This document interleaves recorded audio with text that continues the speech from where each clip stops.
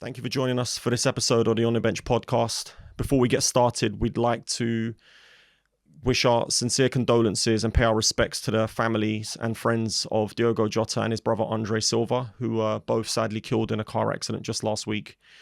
Death is tragic, no matter what shape or form it comes in. And sometimes it just feels like life has taken far too soon. And this is one of those occasions. So from behalf of everyone on the On The Bench podcast, we'd like to, again, wish our condolences and pay our respects to the families and friends. Rest in peace.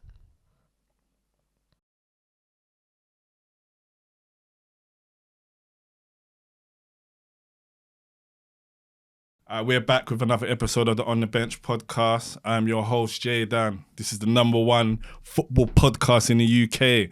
And on today's episode, we've got a special guest from Mindframe Sports Performance. Is that correct? That's good. Close enough. Close enough. He just told me that 2 seconds ago. Sorry. But yeah, Mindframe Performance. Got Jake in the building. Thank you for coming down, man. Yeah. I appreciate you coming down, man. He's in the behind the scenes of the sports, I would say, sporting world. Helps with sports, helps with football players, Premier League players and stuff like that. And it'd be interesting to just see how you got started, what you guys actually do and what your dreams are and ambitions are in the future within your field of what you're doing. So yeah, be a sick interview today. And also on the bench today, in the corner, he's upset because we're getting Gyökeres. It's nearly a here we go. But Arsenal being a bit tight, they're on a Lidl vibe. But hey, no disrespect to Lidl. But we nearly got the deal done. And yeah. Good signing, man. It'll be a really, really good signing for Arsenal. Yeah. But yeah, on the bench today, we got Mr. Frank. Talk to Frank, a.k.a. Mr. Roy Keane, a.k.a. the Christmas Grinch. How you doing, Frankie boy? Yeah, good, man. Good. Just obviously really, really devastated about the news. Yeah, I think man. the whole footballing community really felt that one. Yeah. Like I said, it's not just because they're footballers, but because we watch football so much, we were literally having a conversation and talking about him a couple of weeks ago. Yeah, literally. And all of a sudden, it's just been difficult for everyone, I think. And again, like I said, we just obviously, pay our respects to the whole families and everyone. So it's gonna be strange next season, I think. Definitely, yeah. Do you know, for me as well, obviously football players have passed away, but it's never been like a player that I've watched in like the Premier League week in their prime, and the league. It's normally like a player that's retired or maybe not playing in the Premier League no more as such, but it's never like they just won the league. Yeah. It's like a top elite player who causes problems. It's true. Yeah. It's never happened. I think someone else was saying the other day, it's high profile. Yeah. I can't remember in my generation anyway. Our time who's been of that profile, just won the Prem Nations League as well. Yeah. And then elite sad. As well, elite player, elite finisher. It's crazy, man. It's sad, man. And it's going to be hard for the Liverpool players next season, I believe, fans, to get, because you seem well loved by the fans, well loved by the players as well. He's always got a smile on his face. So. Even the Portugal national team as well. You saw many players sad, man. So upset about it. So rest in peace, Diogo Jota, man. And big up to the Liverpool players and that, and hopefully you can push through, man. All right, let's jump into this episode. So, Jake, what made you start to? What's the concept behind? The concept. What do you guys do? What is the idea behind what you guys do? Yeah, so we try and help footballers play with freedom. Put simply, we try and help them reach their highest level of potential when it matters most. I think you see a lot of players and you see glimpses of them. You see you've heard the stories of how good players are in training. But a lot of them can't translate it to when it matters in performance. And I think most players think they've got a skill problem and they can't translate it from the training pitch onto match day. It's not a skill problem, it's a psychology problem. They don't regulate their mind, they don't regulate their thoughts well enough, and it makes them play inhibited. They play within themselves, and that's the biggest killer of a lot of careers, kind of avoiding mistakes, not playing within themselves and being so afraid to make mistakes that they don't ever kick on and reach that true potential. Well, do you know what? I'm so glad that you said all of that, because how many times have we been on this podcast and we've also always said, why is it some players just don't find that consistency? And do you know what I mean? Like, they show flashes and everything. What is it? And we've always actually said, haven't we, in our opinions, a lot of it's got to be mental or psychological. But before we get into the deeper stuff, I just want to know, where did it all start? Like the mind frame performance. Where did it start off? Like, and why did you want to do this stuff? What made you get into this? Yeah, so always been obsessed with football. I could probably say I'm a fair footballer, to be fair. Grew up playing academy football. Yeah. So I did 4 years at Posh. I had 6 months at Forest as well. Okay. Always wanted to kick on and play professional football. And then basically had a coach when I was at Posh who made me fall out of love with the game. We were pretty young, and it stopped being about fun and enjoyment, and it started all being about fitness. It started being far too serious, and I see that pattern today in my work as well. When it stops being fun and it becomes too serious, that's when players fall out of love with the game, and they lose the reasons why they play so well. So, I had that experience in football. Then I moved on to golf. I'm a failed golfer as well, you could say. Moved on to golf, and it was always the mental side that held me back. Again, like I say, you can do it in practice, but when it matters most, in competition, that was the thing that always let me down. So always been interested in psychology, but I think my own playing experiences led me into this career for the most part. And then I've wanted to do this since I was about 15 or so. Oh, serious? Oh, what, as in psychological sports side? psychology. Oh, wow, okay. Since I was about 15, 16, I've always wanted to do this. That's always been the goal of the career, and really lucky to do what I do now and work with some great talents. That's do you know what? That's quite, I don't want to say strange, but that's quite unique, because not a lot of sort of young footballers at that age think about the psychological side of things, do they? Really, not 15, 16, I wouldn't say. Yeah, definitely not, unless there's a problem. Okay. Right, this is the problem with sports psychology. People often only do it when there's a problem. Yeah. Right, everyone recognizes psychology as one of the most important aspects of performance, yet it's by far the most neglected and undertrained aspect of performance. How many footballers do you know? I mean, it's coming out more and more now that I work on my technical side, I work on my fitness. Who goes and works on their mindset? Yeah. Right, what are you actively doing? You're seeing players like Salah at the minute. Obviously, he does the meditation celebration. He speaks a lot about visualization. It's becoming more and more popularized, but it's still a bit of a taboo area that people are afraid to talk about because it feels like a weakness. But, if you're unfit, you go and work on your fitness. If you're weak, you go and work on your strength in the gym. It's recognized as an important aspect of performance, but not many people do anything about it. And I think it's changed in the last few years, and I think it's trending in a positive way. But it's one of those things that most people only turn to it when there's a problem. Yeah. And then it's a last case reactive scenario rather than a proactive. Yeah. How can I keep on top of it and stay ahead? Fair enough. Yeah. Interesting. It's very interesting, man. So you say you've done golf. So you also do golf. People that play within golf as well. Do you help them as well? Yeah. So we've done 75 sports. 75. 75 different sports. Some sports that I wouldn't have even been able to name before. Serious? Yeah. There's what have we done? What's the most unique sport that you've done? So there was a couple. Stunt horse riding. Wow. I worked with a Wonder Woman stunt double. That was cool. Oh, no way. The British Model Aeroplane Society. Yeah. So they've got a plane up in the air, and they've got to keep it going in the air, like having a kite in the air. So that was a unique one. And then another one, it was the name just kept going forever. It was artistic roller figure skating.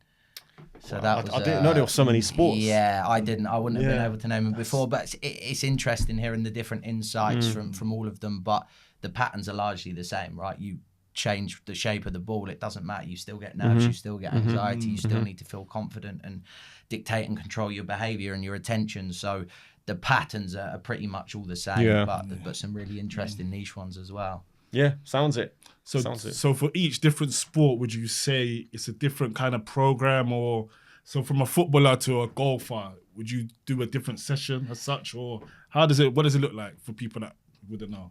Yeah, so I think an easy way to understand it would be splitting psychology into performance dysfunction and performance enhancement, right? Performance dysfunction is the majority of what we do in private work, which is when you've got a clear and obvious problem that's holding you back, i.e. you've got performance anxiety, which is the most common case that we work in.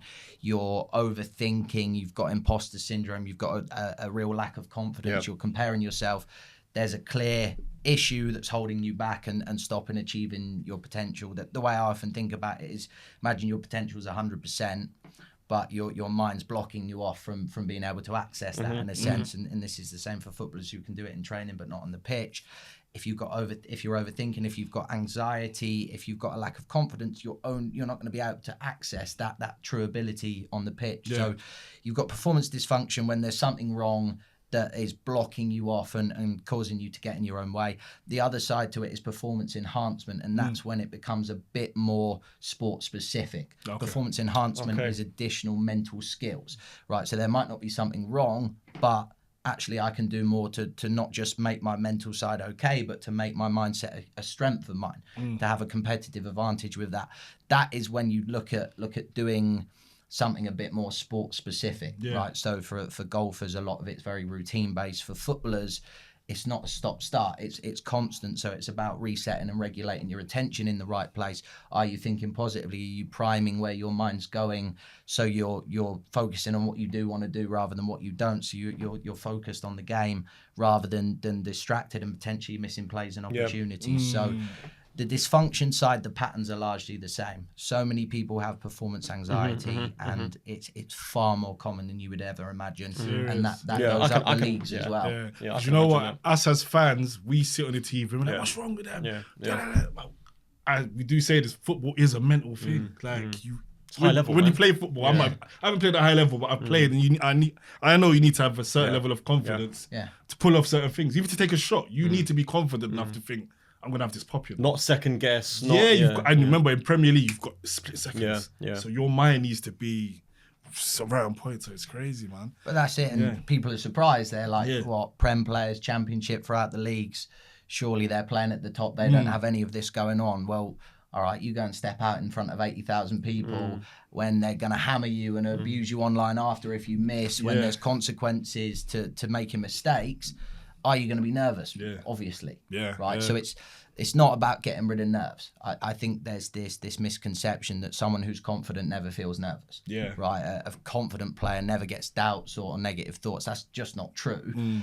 It's about managing them and dealing with them. But you're always going to get nervous because you care. But it's when that nerves tips over into anxiety, that's when it becomes detrimental to performance. Yeah, I can imagine. How much is social media a problem, would you say, with clients that you would have dealt with?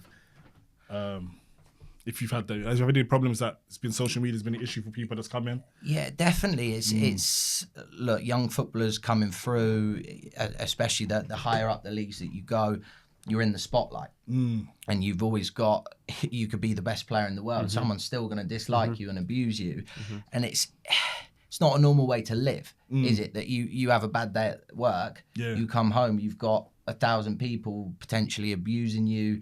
Some of the messages that you see sent in, death threats, it's absolutely ridiculous. Some of the stuff that goes on, it's and you think for what, a 21-year-old kid who a lot of the time they've had to move to a city where they don't know anyone. This is all very new to them, having to not only go and perform and maintain a certain level of performance in training and in matches, but then to get home and when it doesn't go well, you're getting abused by some idiot online. And then that feeds into the next performance. Imagine there's a consequence to missing, there's a consequence to messing up. How can you separate that and deal with that? And as much as you can say, look, I'm just not going to look, I'm not going to go online and not going to look at my messages. Of course, you're going to have a look, you will, right? And it gets to you, doesn't it? Especially because, like you said yourself, and we've had this conversation as well, a lot of these guys are young and they're a product of their environment. And what I mean by that is, social media now is everywhere. You grow up with social media. A lot of these guys have grown up with social media, so they will be checking. They will be viewing it, even if they say, "Oh, it's easy for us to say, oh, don't check it," because we're from an era where we were sort of brought into social media. They have grown up with social media, so it's part of their life. So and it has such a huge impact as well. And then the argument becomes, oh, but they're a professional footballer. They're making tens of thousands of pounds a week. They should be able to deal with that. It comes with it. Well, you get used to your wage. It's called hedonic adaptation. You adapt to your new normal, right? So, when you get a new car, 6 months later, it just becomes just a normal car. Same with that. You get used to that wage that you're on. But there's this justification that if they're on so much money, they should be able to put up with abuse. They should be able to put up with the consequences of not playing well. But you've got to remember, these are young kids, often living in a city where they don't know many people because you get shipped about. Everyone talks about what a dream lifestyle it is being a footballer, and it's great, and probably for the couple of percent that are at the top, fantastic, because they get the pick of the clubs, the pick of the cities, they get to choose where they want to go. But the reality of it is, for the majority of footballers, you get told where you're going to go. And that could be a different country. That could be somewhere where you don't know the language, you don't have any friends, you have to be away from your family. Everyone misses that side of things, and it's important to recognise who you are off the pitch is obviously going to impact who you are on it as well. And these things take a toll that often isn't in the consideration when people critique and slate players. Yeah, makes perfect sense. So if you've had like, what kind of clubs have you worked with? If you're allowed to say the clubs? Yeah, so we can say clubs. So it's private practice. So they come towards us. The majority of Premier League clubs will have someone in the club that they can go and see and have access to, but that is a resource that's very limited and spread out the academy. So a lot of these clubs will have one sports psychologist, but then that's for the first team, that's for the 21s, that's for everyone throughout the whole academy. Job. So it's a busy job, and as well, a lot of footballers don't trust when they work for the club. I'm not saying sports sites go and share this information because it's all private, right? You're not allowed to share what's been said in that private setting, but there's the worry of players that sports psych is affiliated with a club. They're not working for me, so they like to come outside it. So we've done every league, every step throughout the footballing pyramid in the UK. Arsenal, a couple of guys from Chelsea, Luton, so it's been a good mix, and then sort of an array of clubs throughout the Championship, League One, League Two, all the way down into your national leagues and the different steps of the footballing pyramid. Yeah, sick. And is every case been different? I would say, like every person you've dealt with, has it always been different kind of, or do you say there's a pattern in similar problems that they're kind of going through? Dealing with professional players. Yeah, definitely. The thing is, it doesn't matter whether you're playing Sunday League, grassroots, or whether you're playing in the Premier League. At the same time, the demands are still the same, right? Of course, you've got different, the consequences are bigger, you've got lots of people watching, but the same patterns show up. The number one pattern is a fear of making mistakes. Okay. Yeah. And I honestly think that's the worst thing a footballer can do is to go out onto the pitch to go and avoid making a mistake. Yeah, because it's going to happen. It's going to happen. It's inevitable. But the paradox is the more you try to avoid a mistake, it increases the chance of it happening. Yeah. Right? It's like if you're carrying a cup of coffee up the stairs. Yeah. You're going up the stairs. Don't spill it. Don't spill it. You're going to spill it. You spill it. You're going to trip up and spill it on carpet. You burnt your hand. You've stained the carpet, right? Yeah. There's a saying, right? What you resist persists. The more you try to avoid something happening, it paradoxically increases the chance of it happening. So one of the possibly the number one advice that I could give to a footballer or any sports person is to go out onto the pitch and accept that you're going to make mistakes. And when footballers hear this, they think, well, surely that's the opposite of what I want to do. I don't want to make a mistake. Yeah. I don't want to mess up. That's the reason I train and work so hard. But the thing is, when you accept that you're going to make a mistake, you play with freedom. You start trying stuff, and especially in the attacking positions. But it's the same in any position. Do you know what? I'm so glad that you're saying all of this, because this is exactly what I've been trying to say about certain players, such as Martinelli and Garnacho. Like, I'm sorry, but this is exactly what I've been touching on when I say to you, the reason why I rate them and respect them is because they will make mistakes and they'll just keep on going. Again. They'll get back up, dust themselves off and go again. A lot of players don't do that. They're scared to do that. They'll go into their shell. Like, you'll see them trying something, mess it up, but then they'll try it again. That to me, that shows me that they've got cojones. You know what I mean? They've got the courage. They've got, and this is why I respect and rate that. And I'm so glad that you touched on that, because that is one of the things that I've mentioned before, saying a lot of players, they don't have that. Yeah, and the ability to carry on doing the same thing despite you've just given the ball away, your teammates having a go at you, the gaffer's having a pop at you, you've got people in the crowd hurling some abuse, but to get the ball again and to try something. That's when you're going to do something. That's the reason these players are at the level they're at, because they're being creative. They're trying stuff. And look, of course, there's a time and a place. If you're a goalkeeper, you're probably not going to want to take someone on when the striker's not make someone an edge of your box. There's a time and a place, but especially in the attacking positions, how many players have you seen revert? Someone that comes to mind is a Grealish, right? Who was such a flair player. He was so good. He was so exciting to watch. And his time at City just seems to pass backwards now, right? You see that, and there's lots of players like that. And you know, of course, you don't know whether that is a fear of mistakes or just drilled into them with the playing style. You know, it's about keeping the ball. I think it's more the second one. Yeah. I agree. Pep's Absolutely. playing style, isn't it? Yeah. Don't you dare try and take someone on. You know what I mean? But you know, you just limit your potential. Yeah. By playing within yourself. Yeah. You lose the very reason why you're in the team. You lose the reason that you're good, and that is probably the number one pattern that we see amongst footballers. They come and say they're scared of making mistakes, so they play safe. Well, what are you going to do when you play safe? You're not going to do anything worth merit. You can keep the ball. Don't get me wrong, some positions need to do that more than others. But like you said, mainly in the forward positions, you have to take a bit of risk because that's where the creativity comes. That's your job. Yeah. And it takes courage and it's hard, right? To accept making mistakes. It's hard to keep going when you've just given the ball away twice, or when you've just got tackled by the fullback, for example, to keep on trying and pushing. But that's when something's going to happen. 100%, yeah. Right.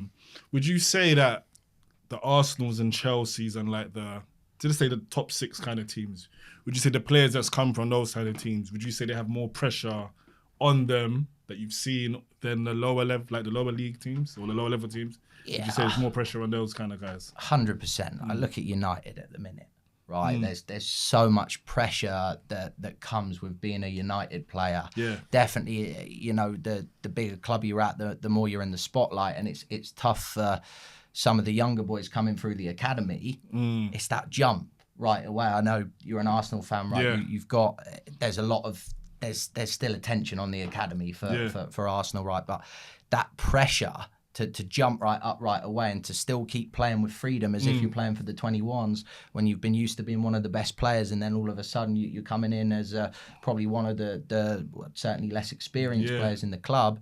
It's really, really difficult. And you know, you've got to admire the mentality, and it's something that doesn't get spoken about enough. Yeah, someone's got great technical and physical aspects, but you've got to admire the mindset that it takes to come and play in front of that number of people and come and adjust. So you would say the pressure is a lot higher on those players in the Arsenals and the Chelseas, like clients you've dealt with, I'm saying. So like you've had the Arsenal boy in, would you say they was under more stress or pressure than a Luton as such? No disrespect to Luton or anything like that, but 100%. There's more spotlight on Arsenal and what they're trying to achieve. Social media, Remember Arsenal, they're trying to win the league and stuff like this, and it's a massive club. 100%. Yeah, you've got, they're getting berated on Arsenal fan TV after. Well, it's tough, but it's not normal for an 18-year-old kid to have to process and deal with those consequences of doing badly at their job. Right. So it's a massive challenge.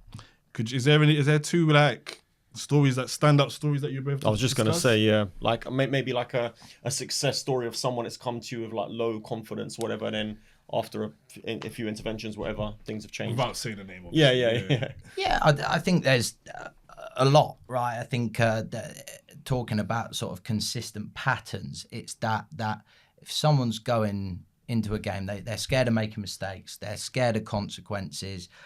A lot of players have their own, let's call it their own preconditions or expectations that they take into a game before playing, and they measure success against that, right? So I call them unconscious rules. They're things that you don't necessarily say out loud to yourself, but they're your metric of success. For example, the 5 words to look out for, I call them psychological swear words: need, must, have to, should, and can't, right?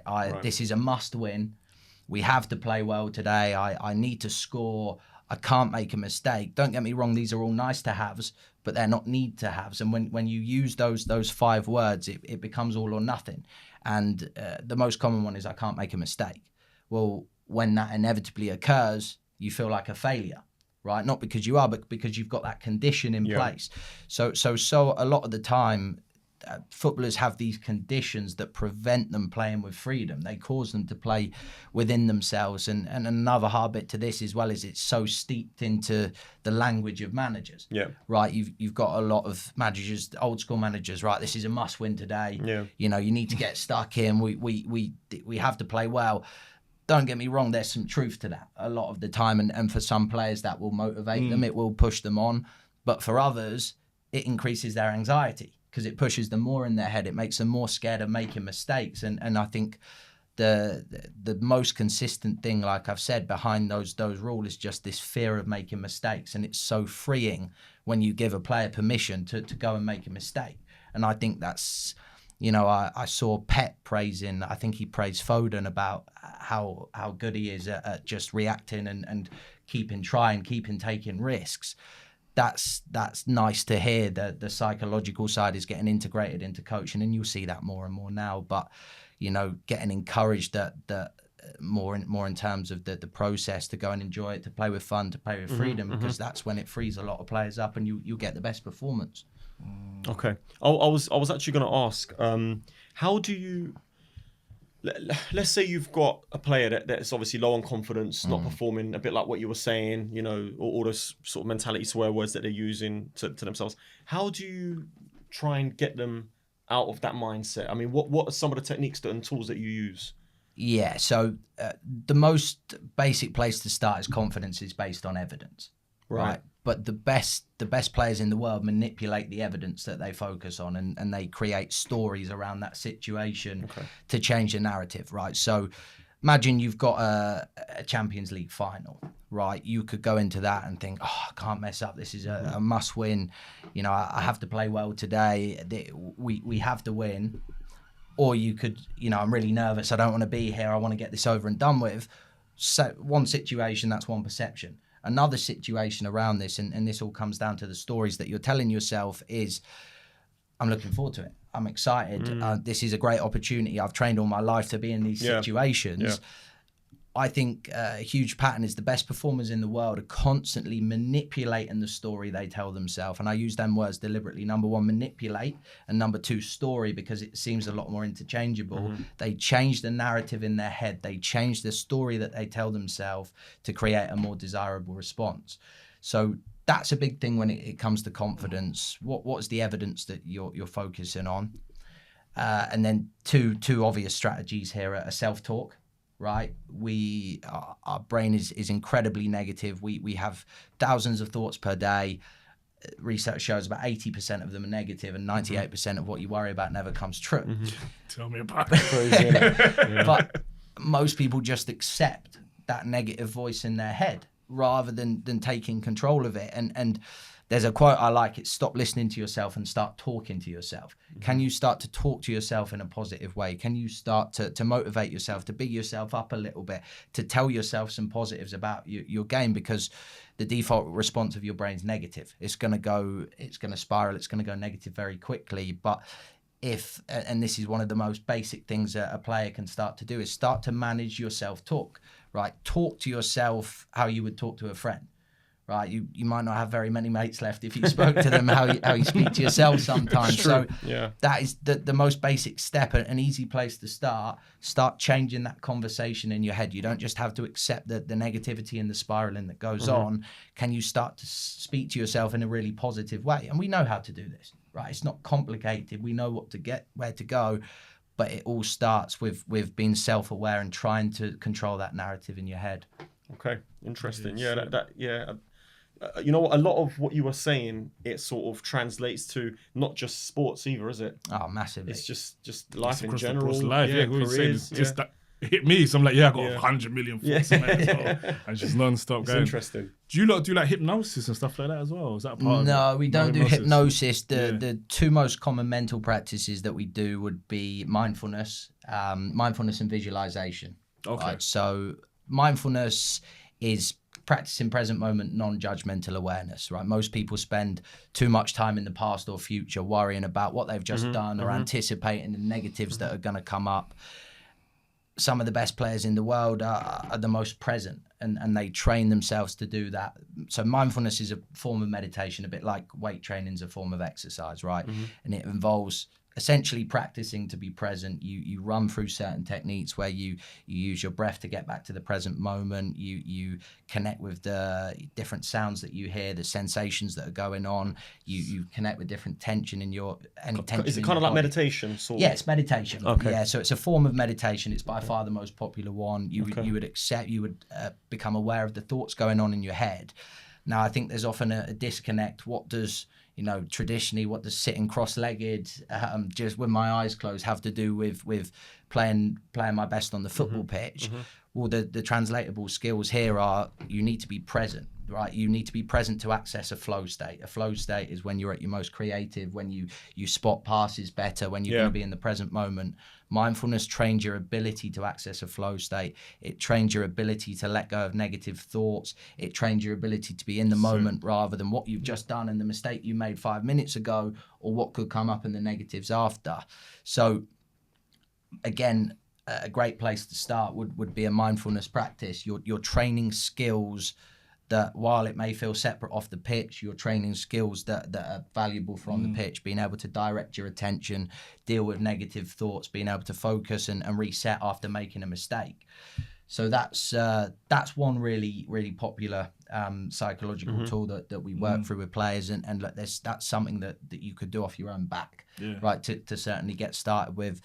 And then the second most popular one is visualization. So visualization involves building up a scenario in your mind, not just the visual aspect of that scenario, but you would build up the different sounds, the sensations, the emotions that you feel to make it more real. An easy way to understand memory is how to increase the chance of a memory sticking about is to attach emotion to it. Right, what do you remember? The worst things that have happened to you and the best things that have happened to you. So when you include that emotion in it, and that may include a negative emotion as well. So there's a really famous story about Michael Phelps. I know this isn't football, but really famous story about Michael Phelps where it was the 2008 Beijing Olympics. I think it was the 200-meter fly. Don't quote me on that. And he dove into the water and his goggles filled up with water. All right, for most swimmers, that would have disoriented them. They would have had to stop. Phelps went on, he won gold. He set a new world record.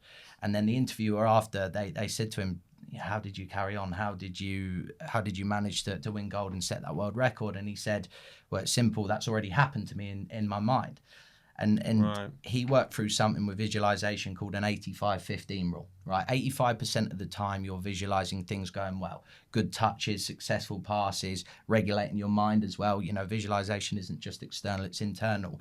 But 15% of the time it was adversity, things going wrong. But the difference is that it wasn't just something going wrong and then him stopping, it was something going wrong and him overcoming it. Right. And for me, this is the ultimate confidence statement. Not I'm the best in the world, you know, I'm unbeatable, I'll never do anything wrong, but I can handle it. Right? Imagine you're a footballer going out onto the pitch and you're saying, no matter what happens, I can make a mistake, I can get nervous, I can get, you know, how to go out from the fans, but it doesn't matter, I can handle it. For me, that's the most stable and internal form I'm going to do confidence. something about it, kind of thing. I can handle it. If it goes wrong, a good technique for this is having an if-then plan, right? So if X happens, then I will Y. If I make a mistake, then I will use my self-talk to get me back to the present moment. If I give the ball away, then I'm going to focus on my effort, my energy, and my work rate. Having something to go back to. Most people think it's negative. Most people think psychology is all about this positive outlook, that everything's perfect. You know, everything's going to be fine. It's all about positive thinking. But the problem is, if you anticipate everything going perfectly, you're going to be shocked when it inevitably goes wrong. You're going to be thrown off your processes. You're going to be put into a panic state, and you won't be able to respond. So that's I think where most people go wrong with psychology. It's not about imagining perfection and everything going right. It's about being able to handle it when it inevitably goes wrong, because it will. Yes, absolutely. That's interesting, man. Yeah, it's dope. That's so interesting. Yeah, I'm intrigued, man. I'm like, because like I said, you could just relate to so much. I mean, if you guys are watching and listening to this, I'm sure that you're sort of visualizing things like, could be a job, it could be, you know what I mean? It could be a relationship, it could be anything like, you know, what am I going to do about it kind of thing. Yeah. So it's so interesting. Yeah. How long does like a course, or if you've got a client, how long? What's the like the length of time you would say it takes roughly? Yeah, so if I was to give you averages, we usually see clients for about 6 sessions. Right, like I said, most people come in. There's a specific issue. I struggle with confidence. I've got performance anxiety. I overthink everything going wrong. We usually see clients for about 6 sessions. Sorry, would the 6 sessions be over one a month or one every week, or how would it work? So usually once a fortnight. The more cool. players are playing, it's once a week. With the higher players, the higher level players, and this is what we're seeing more and more with the young players, they're more on top of this stuff. They want to actively train it, and I've been really impressed with a couple of players who have reached out when they're like 18, 19, having the foresight to say, I want to improve my mindset. I want to be the best in the world, so I want to train this as well. And this is what I mean, that bit gets missed of these young players coming through the lengths that they go to. But to give you an average thing, it would be we'd see clients for 6 sessions, just under an hour. They see us once a week or once every 2 weeks. But the more successful athletes, if you like, they can afford as well to do more and more. Some players just like to use it as a check-in. Some players just that relationship changes, right? For some players, it would be we're giving them lots of tools, techniques, and skills for them to take away. For other players, they may just want to have a space to talk about stuff and work things through in their own mind. So there's different approaches and styles that there's different sports psychs have. And it's not necessarily saying that one's better than the other, but there's sort of there's a difference within psychology as well, right? So someone may be more of a counselling approach where it's just listening, talking, making sense. Someone may be more mental skill based where they're coming with a problem and I'm saying, right, go do X, Y, Z. So it changes a lot. I was just going to ask actually, because normally with like sort of therapy, psychology, and everything, a lot of the psychologists or therapists. They're not allowed to give advice, let's say, or they tend not to. With you guys, I take it you guys do give advice because it's a sports sort of, or do you? Yeah, you do? absolutely. Yeah. And okay. I think it's what players want as well. Do you know what I mean? You go to see a PT, you want them to go and tell you need what to do guidance, because they are the expert. Yeah. With a lot of it, it's okay. I want to stop overthinking. I want to get rid of anxiety. Now, I'm not saying that's the right language because you can't stop overthinking and you won't never feel nervous again. You're going to, but it's you want to have something to do. And this feeds into that statement of I can handle it. Well, if I have a negative thought and I know I'm going to do this to handle it, if I make a mistake and I know I have a mental reset, that inspires a lot of confidence. Not this false confidence that I'm going to be a 10 out of 10 every game and not do anything wrong, but this true stable confidence in that you back yourself. I have that deeper rooted self-belief, but also I have confidence in my mindset that if anything happens, I can deal with it and handle it. And that's a place that I would want any footballer that I was working with to get to, that, if this goes wrong, if I'm overthinking, if I miss a big chance, if someone has a go at me, I have the tools and resources in place that I know what to do. X happens, then I'm going to do Y. Right. And having that is where I think that stable confidence comes from, and also where consistent performances come from. It seems to me. Sorry, were you going to ask something? No, go on. No. I was going to say.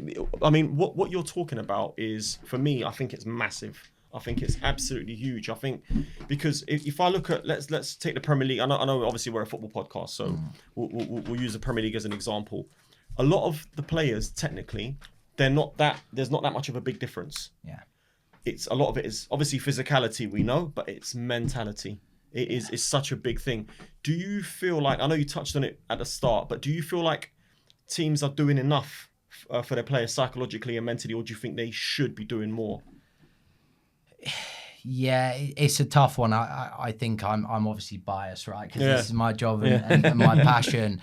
It's a tough one because you want players to almost want to do this themselves, right? It has to be self-driven. I think it should be there as an opportunity, right, in clubs. And I think it's happening and changing now that the majority of clubs in the Prem will have someone full-time. But I think certainly more should be done in the academy as well. Yeah, right? absolutely. We work with a lot of juniors, and it's tough as a junior that you're coming through. You've probably got a lot of pressure from your parents. You've got that expectation in let's say you're coming from a school where you're the guy who's playing for the academy player. You've got all this expectation on your shoulders.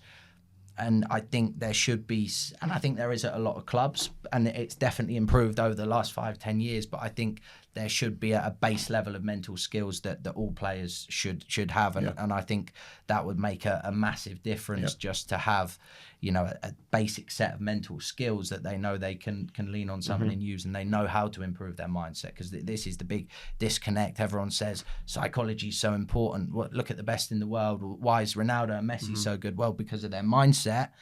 But then, what do I actually do about it? How do I train it? How do I do something to work and develop that? So that's where the disconnect is. I think everyone recognizes how important the psychology side is, but it is still by far the most neglected and undertrained aspect of performance. Yeah, I completely agree with that.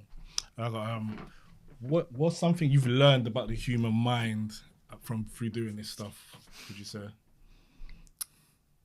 How negative a lot of people are. Yeah. Okay. Yeah. How much?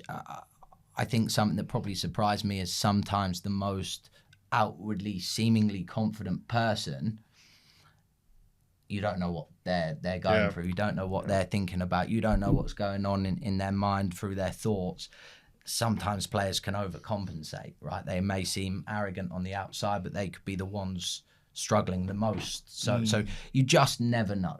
You really never know what someone's thinking, what they might be going through in that moment, and it can change from game to game, from week to week, from month to month. It you know, your mindset isn't a static thing that stays the same all the time. It's dynamic. Of course, it's going to be influenced by how you last played on Saturday, but that's another fault that players make. They base their confidence solely off how they played on Saturday rather than a longer time period. There's something called a recency bias, right? We assign too much weight to something that happened yesterday versus last week, right? We're very short-sighted as short humans. memories as well. The longer you can base that time horizon off, the more stable it's going to be, the more it's going to average out, right? If you're going Saturday to Saturday, you're a 9 out of 10 3 weeks ago, then you drop to a 4 and then a 7, most people's confidence follows that pattern as well. If I played a 9 out of 10, I'm a 9 out of 10. If I played a 4 out of 10, well, my confidence is a 4 out of 10. I'm not going to pretend that you're ever going to get to a place where you fully detach how you played at the weekend from your confidence.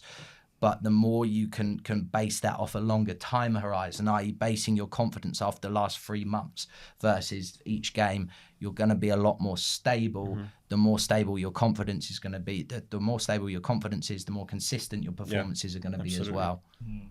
Okay.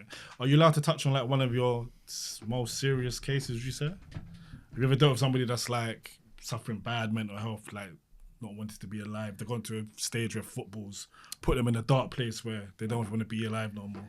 Yeah, so definitely, and this is a really grey area in sports psychology that we focus more on performance than mental health. We have some training and obviously knowledge in that space, but if it crosses over into more of a mental health condition, that is when we'd pass them on to go and see someone who's specifically focused for that area. So it's a bit of a grey area, and of course you have to stick within your remit and make sure that they get the best support possible. But that would be outside of our scope if if they had sort of a serious mental health condition. That would then be passed on to someone who's specifically focused for that. Makes sense. Okay, I understand. Cool. I was just gonna. Were you gonna ask? Go. No, I was just gonna ask.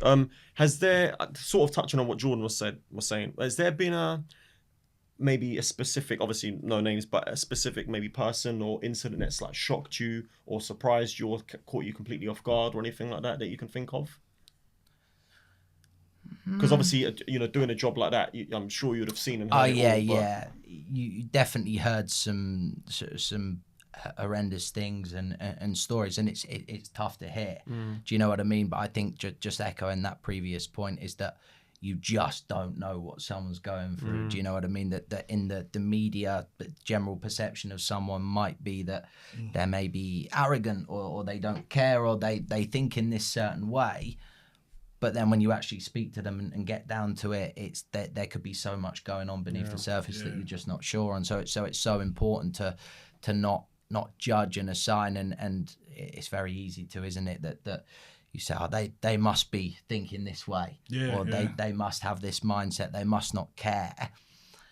But you just never know what's going on behind the scenes, do you? And as men, I think we're put in this bracket of be tough, Yeah, be be a this, man. be that, but like you just said, you never know what somebody's going through. And we have to kind of just suck it up as men and just crack on and carry on. And it must be hard, man. With that, you know what? With that being said, obviously, I don't know if you know percentages, but we've spoken a lot about athletes and footballers not performing because of lack of confidence on the pitch and everything. Is there what sort of percentage would you say people's personal life correlates to their performances on the pitch? I don't think I could put a number on it. Yeah. But I quite think, big, would you say? Oh, massively. Yeah. Massively. You know, you've only got to take it to yourself. You're going to work and you've had an argument with your family, your friends. Yeah. Are you going to be the same at work? Well, no, you're not going to talk as much. You're going to be grumpy. So it'd be hard to put a specific number and percentage on it, but you can't detach that. What's going on in your personal life, what goes on away from the pitch is obviously going to affect who you are on it, and you can't control it a lot of the time. It's important to try and protect your energy as much as possible as a footballer, especially the closer you get to games, right? If you're dealing with some issues at home or some family stuff going on, then without sounding too cold-hearted, you want to protect yourself and your own performance with that day or so, or the morning or so before the game. But it's one of those things that everyone goes through, isn't it? And just because someone's a high-level footballer and they've got that going on for them doesn't mean they're stable in other parts of their life. And it's obviously going to impact how they play. And you know, it's just another layer to deal with. It's another thing, another sort of brick in the backpack, if you like, to deal with and get past. So it's true. They must deal with a lot and have to perform. You got to think personal life, arguing with your missus. When I argue my missus, my head's imagine arguing missus before you got a flipping Champions League final or something, and you had a big row like close to a divorce or whatever. Like Pep Guardiola was going through a divorce with his missus. These are hard things to deal with. That's what I mean. Your family, your kids, you're breaking up, you lose like... Well, because you sit here and, I mean, the amount of times that we've seen footballers saying, oh, like, he played despite his missus was giving birth. His partner was giving birth, you know. His mum or his dad sadly passed away, and, you know what I mean, a few hours later or the next day he's playing in a match. I mean, that's tough, man. That's tough. Yeah. Could you go to work if no, you know, absolutely something not. like that happened? Absolutely not, Let alone go to work and perform. Exactly. Sports where you need your mind and not your just be there, actually. Well, it's like, who was it the other day? Cancelo and Ruben Neves. Having to they've just lost their teammate, especially Neves. They were obviously together at Wolves together. They're like best friends. That you go through that minute silence, you've just lost your best mate, and then you've all of a sudden got to reset and perform and get into the mindset to be aggressive, to be confident, to be focused. It's incredibly difficult. So. Well, 12 hours later, I think 12 to 15 hours later, something like that, it was at the funeral. He was at the funeral, flew over, flew from one country to another. It's tough, man. So where do you see the brand in the next 5 years? Where do you see you taking it to? As in Mind Frame Performance? So we work with a lot of juniors. I'm very passionate about working with juniors.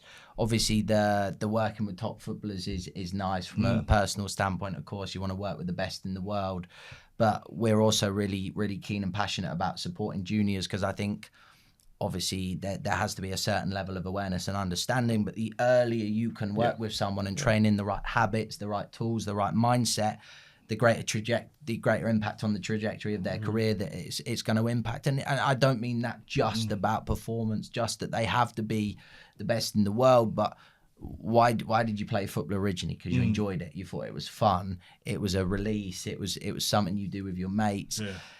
I think it's sad to hear someone falling out of love with the game due to coaches or parental pressure or other aspects going on. So there's a mix. Of course, we want to work with the best in the world across a range of sports, especially football, because I'm a footballer myself first and foremost. That's a big reason for coming into this, but also really keen to support junior athletes, and something we've said is that we want to productize and popularize performance psychology, right? Make it more accessible to more people, have a greater impact on whether that's someone getting to the professional level or whether that's just someone staying in the sport and achieving their potential. That's what it's all about, helping individuals achieve their potential. Have you supported, because I've actually heard a couple of stories from ex-footballers themselves in the past, but have you come across a situation where either, because you said you help a lot of young players, so either a young player's potentially been released by a club or someone that's come to the end of their career and they're sort of missing the game because they can't play? Have you had those examples? Yeah, it's absolutely on both ends. It's tough. I think you were asking earlier, should football clubs do more to support individuals when they release them? Absolutely, because they've probably, you've got to put yourself in the mindset of that person. They've probably believed all their life they're going to be a professional footballer. They're going to go through the academy. They'll play 21s. They'll break out into the first team, and they'll have this perfect career. That very rarely happens, right? There's very rarely this perfect sort of progress to happen. So dealing with players who have dropped out of the academy, they've dedicated their life to something that all of a sudden has been taken away from them. And then the other side to this is retirement. It's so difficult because, you know, you're used to, first of all, from the exercise standpoint on the brain, you're used to being around your mates, having a laugh, you know, doing a serious amount of physical exercise every day, to all of a sudden you're not doing anything. How good do you feel when you go for a hard run or you do a workout in the gym? You feel great. But imagine then that gets taken away from you. And some players like Fernando Torres, obviously he's got himself in decent nick post performance, but then you're... Even Ozil's a wench now. But then your others, they lose what they're doing day in, day out. They lose a lot of their mates. They lose the banter, the laughs they have at sport, popularity. They lose a purpose. That excitement every week of going out and playing in front of tens of thousands of people, to all of a sudden, I haven't got anything to look forward to. Yeah, okay, you could say you've got all the money in the world, go and enjoy it, but you lose that drive. You lose the goals that you've been working towards, and that can be really difficult and challenging when you've not got anything to strive for. And I think the bit people often miss is it's not the attainment of the goal that gives you the happiness, it's the striving for it. There's tons of science around this. It shows you get your happiness from pursuing goals, not necessarily achieving them. There's something called post-Olympic depression, right? Olympians work on 4-year cycles, and then a lot of the time, let's say they'll win gold, they've achieved everything they've been working towards, but then they feel completely lost and empty because they've just lost all that drive. They've just lost that thing that they were going for. And even though you've achieved the goal, you should be happy, you've lost that drive. And what now? Yeah. What do you do? So, yeah, being released and especially retirement as well, those transitions are so difficult for someone to deal with. So that's a really tough process as well. Yeah, I can imagine. Before we move into some personal questions about yourself, what would you say to a young athlete that's watching this today? What advice would you give them? Yeah, good question. Good question. Have fun. Accept that you're going to make mistakes. Try and play with freedom at whatever capacity that is. I think when sport becomes a job, when it becomes all about outcomes, you lose the joy, you lose that freedom, and you stop doing the very things that you're good at. So probably the two most important bits of advice that kind of translate across different sports and contexts as well, actually, not just sport, is to have fun and accept that you're going to make mistakes. And I know that sounds like the most basic advice in the world. It sounds like something your mum would tell you to do before you go and play. But the fact is, when you accept mistakes, when you go and have fun, you play naturally. You play with freedom. You do it for the pure joy of doing it. And you look at, some of the best footballers in the world. They look like they're having fun. Yeah. They look like they're enjoying it. And I think most people get the relationship between fun and performance the wrong way around. Like, if I perform well, then I'll enjoy it. Yeah. Well, that's another condition that you're pressurizing yourself on. So flipping that round, have fun first, unconditionally, right? Go and have fun, unconditionally, accept that you're going to make mistakes, and you're going to free yourself up to perform. I don't think I've met anyone. We've worked with thousands of performers, 75 sports. I still don't think I've met anyone yet who doesn't perform at their best when they're enjoying it. Do you know what? It's whilst you were saying it, I was just thinking now, looking back to players like Ronaldinho growing up, Dwight York, like they always play with a smile on their face. They enjoyed it. nowadays, I feel like when players are smiling, certain people or pundits in the media criticize that. Yeah. You call me Roy Keane at the start because whatever, but Roy Keane is one of them.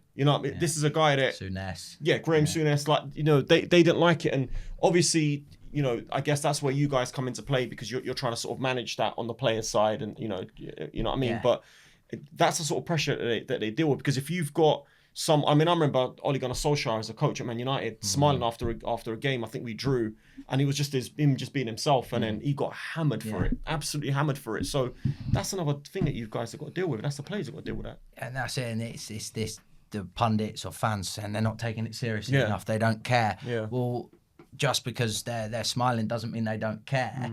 But having fun is an ingredient to play well. Yeah. Right. And it's exactly that. It's almost like these opposites, that the things that might make you play well, accepting that you make mistakes, keep on trying and taking risks, having fun, but you're going to get berated if you are visibly doing all of that in the media afterwards. So this is what I mean about how tough it is for players. It's great they're living the dream and getting paid thousands of pounds to do what they love, but that doesn't take away all the other psychological demands that are placed on them. So it's about tough, being able to, and that's what I mean about being present, right? Rather than if you're on the pitch, you're not worrying about what's going to be said on Twitter or spoken about in the punditry box after.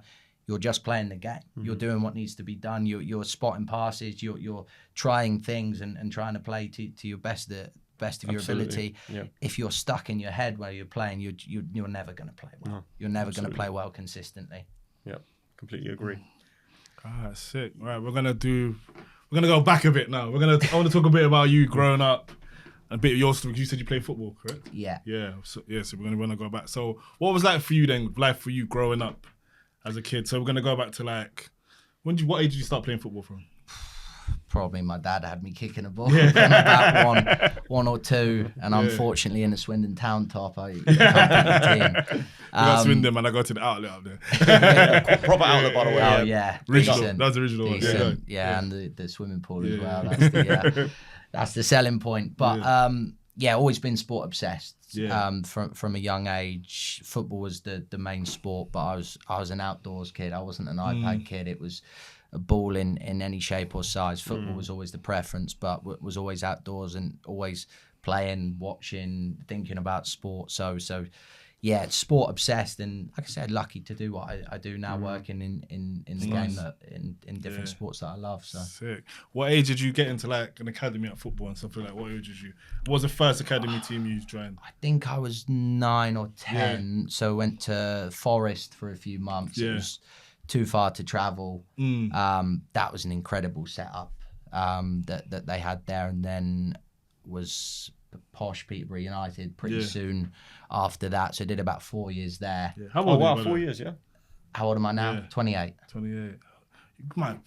You're posh. How old did you when you was at posh? Because all my nephews played there. Oh yeah. Funny enough. 10 to 14, I want to say. He would have played with Tone. Antonio Douglas and LaShawn Douglas. You might have played with them. No, it doesn't ring a bell.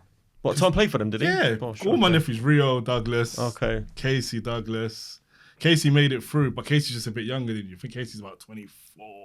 Okay, no. 24 possibly. Yeah, would have been around because Tone's 28. We're your age. You lot might have just maybe missed each other. Yeah. Tone, Antonio Douglas. Yeah, he played. Do you play now? Nah, we played. We was all playing at Huntingdon together. But they fell out of love for the football as well. Yeah. Similar to you said, the pressure. Like my nephew, he made it first team. Had first team call up everything, but he just literally fell out of love. He said, "I don't want to do this." It's tough. The pressure's, man. It's tough. It's not for everyone. Yeah. It's not for everyone. The training, the commitment, and you got to think about it like this. And we've talked about this before. When you're a young lad and you're earning decent money, you want to go out and enjoy yourself. Yeah. You can't really do that at certain clubs, you know. And if you do it, it affects your performance. So you can enjoy yourself, but then you've got a shorter career. Yeah. If you enjoy yourself too much, you know what I mean? Yeah. But anyway, back to the Peterborough stuff. So what made you what happened? What happened? Why did you? Yeah, so it was the coach made me fall out of love with the game. Basically, I remember doing one session and we didn't touch a ball. Yeah. All session. It's like we're 13, 14-year-old kids. it became, and this is a big thing where people start to underperform. It becomes about outcomes. It becomes about being a job. It becomes about these pressurized performances all of the time, and you just start playing constrained. You start playing within yourself. So it made me stop playing football for a few years. Serious, yeah. Yeah. So yeah, fell out of love with the game big time, and sad, had a big break from the game. And because from the time you've been playing from so young sad. to this age, and it's just like, I don't want to do this no more. Yeah. And most people, as we grow up as kids, we enjoy football's like everything. Like, you want to go outside play football. So just to fall out of it's crazy, man. And that's the sad stuff that you hear with the coaches. And I must admit, it is more in the lower leagues. Now, some of the stories that you hear, I'm not going to name a club with this, but I remember one of my clients came in and he said all the lads were waiting about going to do training. This isn't a junior, this is a professional club. Yeah. And he said all the lads were waiting about to go training. They've had their breakfast, they're ready to go. They had to wait half an hour because the coaches are playing hallway cricket. And that's happening in a professional football club.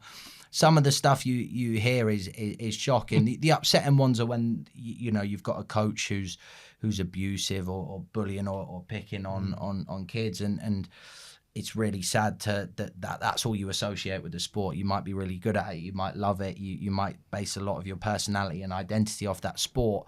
But then if it all it becomes about is this negativity or the pressure or the negative feedback from the coach, it's understandable to see why you get so much dropout and kids falling out of love with the game. Yeah. Did you say parents must play a big part in that pressure, innit, man? I know you said that previously, but that must play a massive part. Yeah. Did your parents like fully back you in football? Did you feel a bit of pressure from them also? Nah, I never felt pressure. My dad was always a big football fan, but it wasn't about performances. It's those kids who they finish a game and then all of a sudden their dad thinks he's a coach. He thinks he turns into Pep Guardiola in the car journey home. He said, "Why'd you do that? Why'd you give the ball away then? Why did you try and take them on? You should have passed backwards." It puts people off. It puts kids off. There's research around this that the more involved the parent is with the sport, it predicts higher dropout rates. Serious. Football. I guess. Sorry to interrupt. I guess that's because it's emotion, isn't it? Because it's your parents. Yeah. They think they're helping by pointing out the mistakes, how to improve. But if you're a parent, probably some advice for a parent: ask your kid what feedback they want from you. Stop trying to be a coach and be a dad. Ask them, can they promote positive behaviors? Did you enjoy it? Did you have fun today? That's the main thing. If they want feedback, we'll have that conversation and ask them, do you want me to give you some feedback? But it's when, and there's a big thing about the car journey home in sports psychology. The junior athlete has played, then they get into the car and then they're getting berated by their mum or their dad, more times than not their dad, who's pushing them to be a professional footballer, who's forcing it and wanting to do it. Tennis is by far the worst sport. Really? For pushy parents, tennis and golf are quite bad for pushy parents. Of course, you're going to get them in football as well. You get the dads who are actually doing Project Mbappe, not just joking about doing it, but they're actually trying for Project Mbappe with their kid, and it's not helpful a lot of the time. It just puts them off it. It creates this negative cloud and pressure to play, and it's just not conducive to pushy performance. Parents. Pushy parents, yeah. It's crazy, isn't it, man?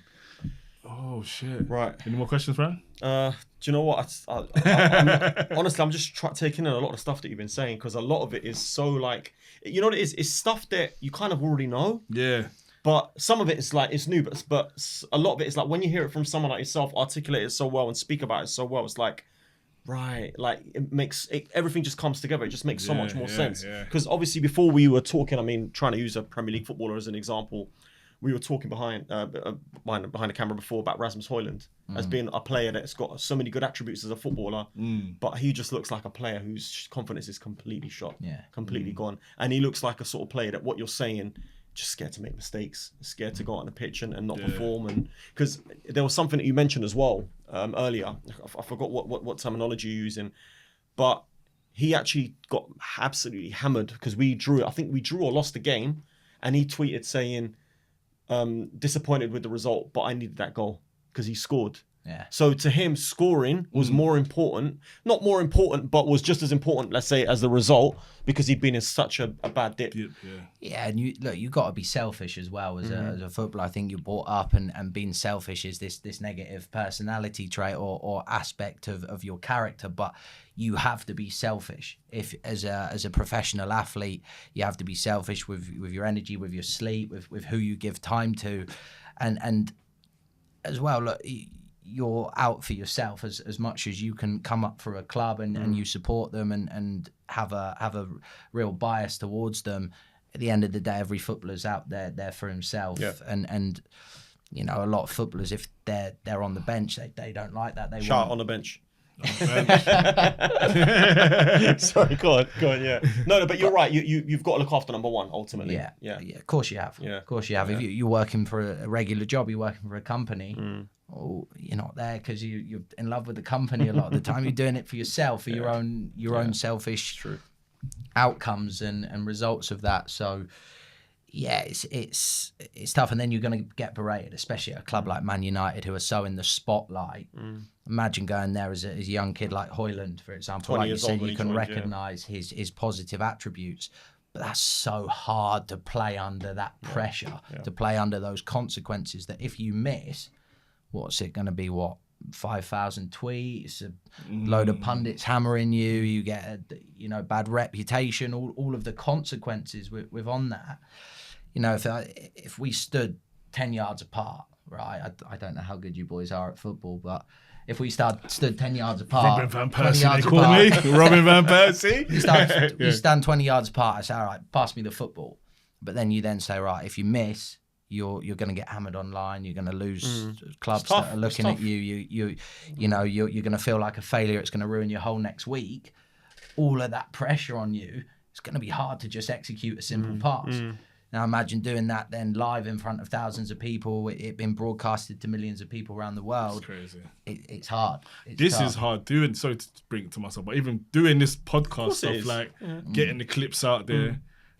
That even on my mind's precious. Like, how's people going to react to this clip? Is it going to do well? Is it going to do? And you overthink it and you think, then you start to. So imagine, I can only think of how a professional that's millions of people are watching them around the world. Yeah. And now you know why I say Bruno Fernandes is world class. Get out of here. I thought I was going to press it. I got another question. Monster. Sorry, go on. So do you watch football? When you watch football, do you watch it different to how I watch it? So could you see on the pitch if a player's kind of not in the game? Does that make sense? So like, could you watch it and say he's not in it today, or not? Sometimes I must admit, I watch it to try and switch off and enjoy it. It's hard when it's your job. I think you can see sometimes, but again, you're still just guessing, right? You're still guessing. You still. Someone may look negative and anxious, and a lot of the time body language is a good thing to go off. I remember Pep Guardiola saying he picks his team based off body language. Oh, okay. Right, and again, this is another quick tip, simple tip for footballers. Controlling your body language, right? Most people think body language is an outward expression of your internal experience, right? If you're sort of negative, hunched over, you must be nervous, you must be anxious. If your body language is upright, it's positive that you must be really confident. And that's true a lot of the time. That's a top-down process, but it also works bottom-up. So there's something, when you change your body language, you can positively influence your thoughts. So something called a power pose. And you were talking earlier about a lot of this stuff seems simple, right? Psychology is its most effective when it's simple. If I told you you've got to do 2 things versus 20, what do you think you're going to do with more success? So trying to keep it simple, but something called a power pose, and this is a great thing to do before you go out and play as you're stood waiting for the whistle to go, just by holding sort of a power pose, traditional confident body language, sort of hands on the hip, chest up, shoulders back, head up. Eric Cantona, Just by holding that, where is he? Just by holding that power pose, you change your brain chemicals. So I think it's testosterone and dopamine. So that these are 2 performance enhancing brain chemicals. Just by changing your body language, you change those brain chemicals. Those brain chemicals influence how you think, and in turn that's going to boost your performance. So such a simple thing to do is two things that you can control and be on top of: your self-talk and your body language. Right? If you can keep on top of those in a game, those are two of the very limited things that you can actually control. It's a good place to start. Yeah, control the controllables. It sounds obvious, but most people spend so much of their time worrying about things that are entirely outside of your control. It's a waste of your time, energy, stress, emotion, and attention. It's the most obvious thing in the world. I saw something once: sports psychology is making common sense common practice. Right, everyone probably knows what's good for them. They largely know what to do, what's going to be helpful or unhelpful to performance. But it's doing the basics very well. Yeah. Oh, do you know what? Jordan said something interesting earlier, and I wanted to touch on it as well. Obviously, has there been a situation where you've maybe spoken to a footballer, obviously trying to support them, and then you've watched them in a game, maybe like the following week or whatever, and you can see a difference in their game or their performance at all? Is that have you? If they've had like a bad patch, yeah, definitely. And I think it's getting rid of playing under such rigid and strict conditions about what you don't want to do or what you can't do. It's trying to play, and I know it sounds so basic, but trying to help them play with freedom. Right? I'm not necessarily going to make you a better footballer, but I can make you a better footballer on the pitch when it matters by getting rid of those things that are preventing you: anxiety, overthinking, fear, those sort of factors that are often blocks to performance. So yeah, definitely it's always hard to withdraw the cause and effect of that situation. Do you know what I mean? There's so many variables going on, but I think if you looked at someone with a poor mindset who was bad at psychology, if you like, and versus someone who was equipped with mental skills, tools, and techniques, and were actively using them, I think you would largely see a difference. Okay. How does it help your life? All of this knowledge you have. How does it help you? Everyone says that I probably should be playing better higher level football, shouldn't I? How does it help you? No, but not even football, just day to day. Does it help your life on a day to day? Because I need massively. I need this shit myself. I'm listening to you like, I got anxiety after time. We'll get you booked into a session. I'll give you on the bench discount. 50% discount. We do free promo. 50's a bit much. Come on, man. I'm going to pump you out. I've got 400,000 followers. Pause. Yeah, I'm going to pump you out. Don't worry. Yeah. Pause. I ain't going to pump nobody. But it definitely helps my life. So like I said, I've been interested in this since I was sort of 14, 15. I've been meditating since I was 16. I think that's had a massive impact on my ability to be present, my ability to be calm and not react too much. Just controlling your self-talk and having more control over your emotions. Big thing to get across is sports psychology is a skill. Right? You're not born with it. Yes, certain people have certain traits that are going to give them a head start. It's a bit like talent. Someone's is better when they're 4 or 5, and that naturally gives them a head start and the boost. But you can change your skill and change your mindset. One of the most important things is adopting a growth mindset. Fundamentally, you have to see yourself as having the ability to change. You can change some of your thoughts. You can change some of your patterns. You're not stuck. Don't get me wrong. It's hard to change, but the most important part behind if you're going to do sports psychology, fundamentally, you have to see yourself as having the ability to change. Otherwise, why would you ever do anything? Right. So your mindset, it's a skill. That's a big takeaway. You're not stuck how you are. Some people may have a head start and others may be starting further behind the start line, but you can change that. It takes work. It's not easy, but it's one of the best ROIs that you're going to get in terms of an investment of training. And I don't just mean financially, I mean in sort of the boost to performance. Crazy. How do our body languages come across? Have you read? Are you good at? Can you read people's body language from doing this? I didn't want to say anything in a way. I'm joking. No, do you know what it is? I like to know how these people. You never know how people can read you, like, and you're in this field. You deal with people like this. Really, I think everyone always says that. When you reveal what you do or your job, everyone says, "Well, will you read me? What am I thinking?" It's not real, but. yeah, if you're really looking out for it, you could probably spot obvious signs of body language, but a lot of things are very subtle. A lot of things it would be easy for someone's hunched over and I could say that, you know, they look negative, but they could be completely positive as well. You just don't know what someone's going going off the through. top. How do I come across it? How does Frank come across? Go on. What would you say? Well, you're an Arsenal fan and he's a United fan, so... Other than that, good. But... Fairs. So he's a twat then. You had to go there. Look, I'm a Swindon Town fan, so it's... No one's perfect, isn't it? Yeah, can't pick it. All right, guys, that was the episode. Jake, thank you for coming on, man. I really Thanks for enjoyed that, having me. man. Some Yeah. insightful stuff there, Brilliant man. stuff, man. Brilliant. That was On The Bench Podcast. Hope you guys enjoyed it. Like, subscribe, comment. Do you want to plug your socials? Yeah, follow us at Mindframe Performance on Instagram.